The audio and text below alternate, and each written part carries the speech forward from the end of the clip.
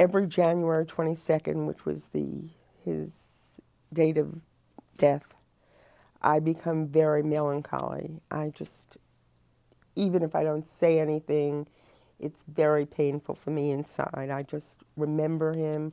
I remember going to the hospital and seeing him practically on his deathbed, and remembering the wonderful years that I had with him and all the things that we did and all the things he taught me and told me.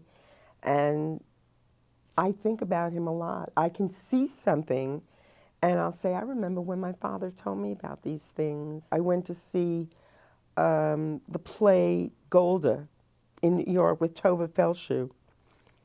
And she was talking about, the whole thing of the history of how she went to speak to, I guess it was Ben Gurion at that time. And she was talking a lot about the history of the wars and everything. And I remember my father telling me stories of that.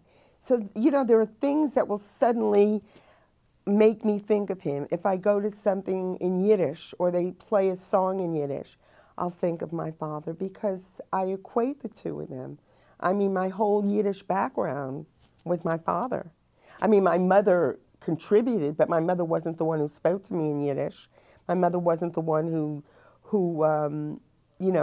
introduced me to Yiddish literature or things like that. That was my father. He was a great father. He was very loving and devoted to us. Very loving and devoted.